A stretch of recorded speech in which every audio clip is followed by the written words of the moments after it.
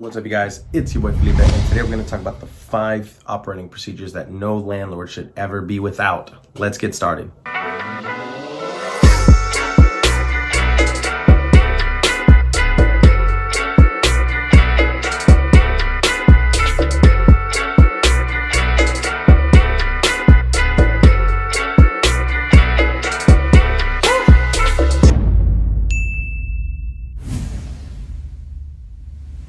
Alright guys, before we get started, please hit that like button, leave me a comment, subscribe to the channel if you haven't. It helps out so much. I never realized how much it helps.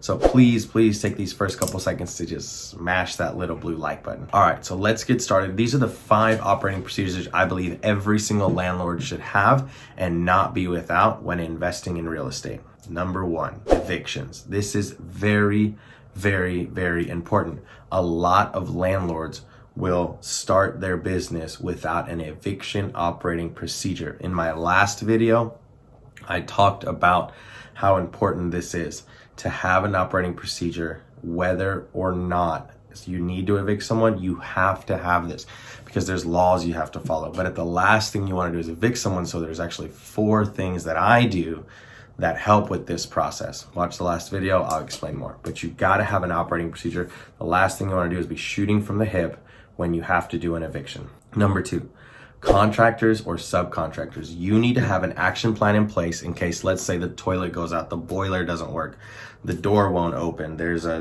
leak. You gotta have an operating procedure for every single thing. If you do this, you will be successful because as you scale, you are able to pass this list, this operating procedure over to the next person. You don't want to be doing this the rest of your life. You want to be in a bikini sitting in Margaritaville sucking down a martini or something, right? You don't want to be changing toilets or making calls to contractors. So you start a list of contractors that to call that are trusted, worthy, that you can pass on later to a manager or someone that helps you. So have an operating procedure for everything. Toilet breaks, call this guy. AC breaks, call this guy. This. And have plan A, B, and C. If A guy doesn't answer, call B guy. Put their prices down so that there's an average, right? If they go $50 over or under, it's fine. When they start hitting $100 over more than usual, then tell the guy to call the next person.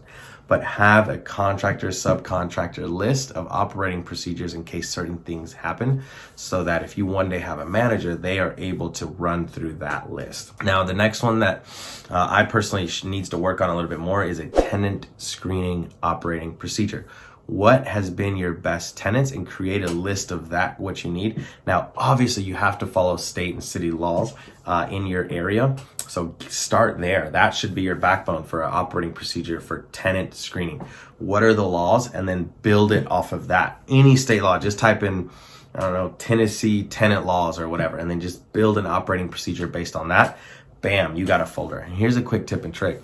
Open up a GDoc, a professional GDoc for your LLC or whatever, and then you can share that list with a ton of people or just your managers or whatever you have so that you can not have to be in your business but working on your business. So a tenant screening operating procedure. I'll do more videos on every single one of these so that you guys have all that information. Very important. You need to have an operating procedure for tenant screening. The next one is onboarding. This is separate than tenant screening. Create a folder for your onboarding processes and procedure. What does that look like? Post on Facebook, Zillow, whatever. And then that's how it starts. And then the tenant screening, and then when and how they get the keys, how do they pay, rents, when's rent due, what is the eviction A to Z on onboarding a tenant needs to be spelled out step by step, like if you were explaining it to a 5-year-old, so that the person that fits that role one day can see it right there on the Google Doc and say, okay, I got to do this first, check, this second, check. Your employees or the people that you employ going forward are only going to be as good as your weakest operating procedure. That is a fact. So start working on your onboarding processes and procedure. And then number 5 is turnover. What does it look like when a tenant moves out? What is the first thing that needs to happen the day after they move out? The second thing, third thing, fourth thing, all the way to tenant screening. So moves out, cleans place, and fill in the blank, yada, all the way down until the next thing, the last thing needs to be, and next is tenant screening. So just to talk about the things that we just said, it's very simple. Evictions are first. You gotta have an operating procedure for your evictions. Contractors or sub, make sure that you have a list of the best subs and contractors you use in your city. Tenant screening needs to be one of your operating procedures.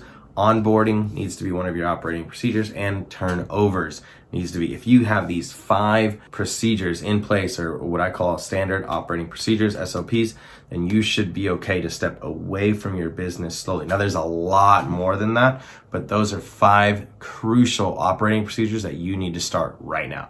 Guys, thank you so much. If you like this video, please hit the like button, comment, and subscribe. Seriously, don't go nowhere. Please do that first. Thanks, guys.